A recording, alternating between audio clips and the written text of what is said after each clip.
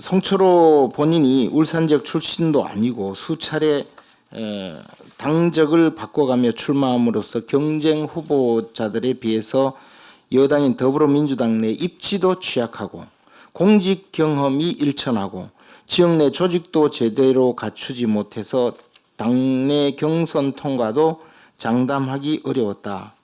그래서 송철호와 그 송병기가 더불어민주당 중앙당과 청와대 등의 지원을 이끌어내서 송철호 후보의 전략공천을 추진하고 현 대통령과의 친분을 이용해서 울산의 여러 현안과 관련해서 중앙정부의 적극적인 협력과 지원을 이끌어낼 수 있는 집권당의 힘있는 후보다라는 점을 적극 강조해서 하고, 한편 유력한 경쟁 후보자인 김기현 시장을 무능한 토착 비리 세력이자 적폐청산 대상이라는 점을 유권자에게 적극 홍보하겠다라는 구체적인 선거 전략을 수립하게 됩니다. 그리고 울산시장 김기현 주변 인물에 대한 비위 정보를 수집합니다. 그래서 김기현 울산시장과 친인척, 비서실장 주변에 대해서 실체가 확인되거나 검증되지 아니한 각종 비위 정보를 수집 정리하고 이것을 울산시청이나 울산지방경찰청 관가 주변에 떠도는 이야기들을 계속 취합합니다. 그리고는 황운하 울산경찰청장에게 김기현 울산시장에 대한 표적 수사를 요청합니다. 그리고 나서 청와대에 김기현 울산시장에 대한 표적 수사를 청탁하는데요.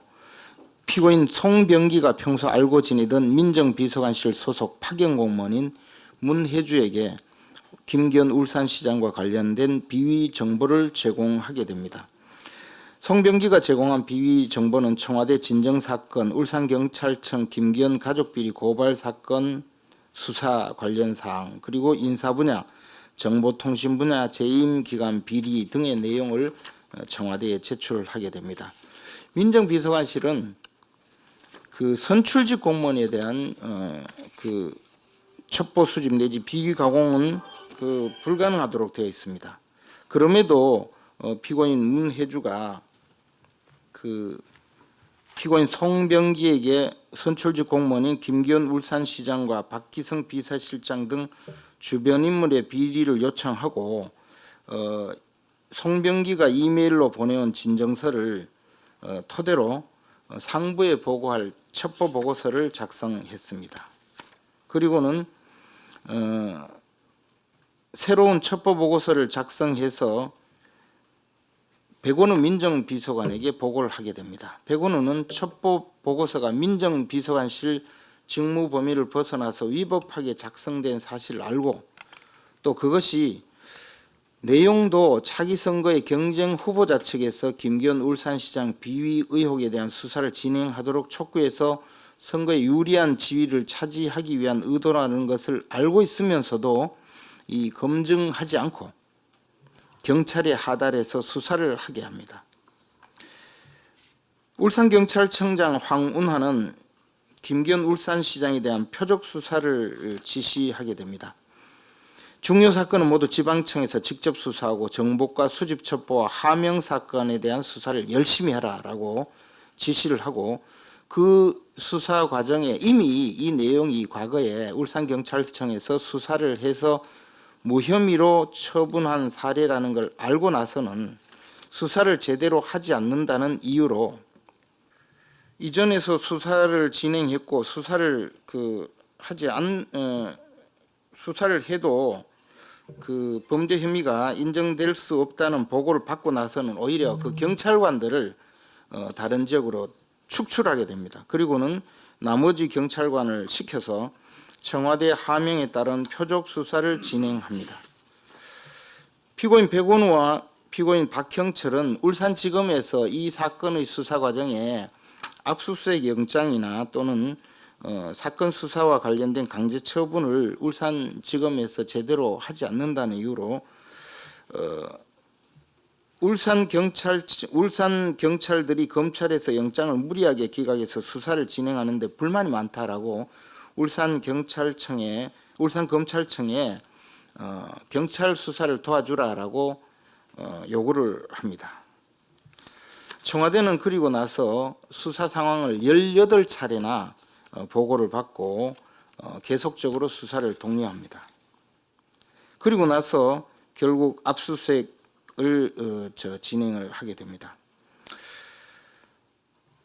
송철호와 송병기는 3월 16일 혐의가 사실이라면 이는 전형적인 적폐형 비리다, 엄정한 수사를 촉구한다라는 논평을 내고 이후 기자회견과 문자 메시지를 통해서 이 수사 상황이 마치 진실인 양 선거운동에 적극 활용하게 됩니다.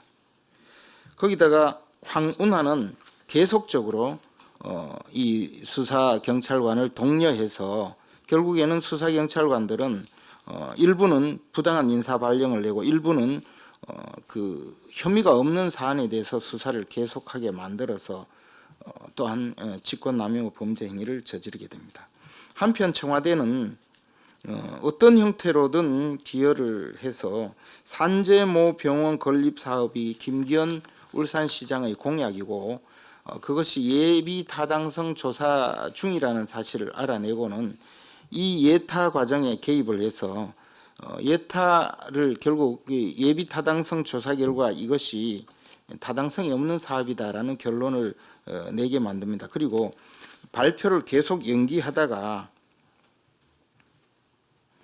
그 울산시장 후보자인 송철호와 협의를 해서 송철호는 공약으로 산재모 병원이 아닌 울산형 공공병원을 수립을 추진한다. 즉 산재모 병원은 예타가 통과되지 않을 것이다라는 공공연한 내용을 발표합니다. 2018년 3월 6일 정부 세종청사에서 대통령 직속 현재의 국가균형발전위원회가 산재모 병원 예타를 신속히 마무리할 것을 요구하고 기재부는 4월 6일 KDI로부터 업무 보고를 받고 4월 24일 그 산재모 병원 예타 결과를 사실상 확정짓고 5월 10일 날은 최종 점검회의를 해서 예타 결과를 마무리 짓습니다. 그리고 선거일이 6월 13일인데 임박한 5월 24일에 산재모 병원이 예타에 통과하지 못했다라는 기획재정부가 발표를 하게 됩니다. 그리고는 곧바로 송철호는 울산시장 후보 TV토론에서 산재모 병원 유치 실패를 이유로 김기현 울산시장을 공격합니다. 그리고 나서 울산시청의 각종 내부 자료를 제공받아서 공약에 활용해서 이 선거에 승리하게 됩니다. 이 내용을 전체적으로 보면 이것은 정부와 청와대 그리고 경찰이 합작해서 울산시장 선거에 개입하고 울산시장을 송철호를 당선시키기 위해서 국가 공권력을 총체적으로 동원한 한판의 사기극이라고 볼 것입니다. 이 내용을 총괄 지휘한 사람은 아직까지 검찰의 수사를 받지 않았거나 검찰이 제대로 수사하지 않고 있습니다. 아마 총선 후에 이 사건의 전말을 수사를 할 것이라고 생각합니다. 이 내용을 전체적으로 보면 이 내용의 총괄 지휘자는 누구일지 또 이 수사, 이 선거 과정에 개입한 사람의 최종 지시자가 누구일지는 자명하게 드러납니다. 우리 당은 처음부터 끝까지 이 사건이 어떻게 결말을 지을지 또는 이 사건의 주범이 정말 백일화에 드러날지 끝까지 추궁하면서 지켜볼 예정입니다.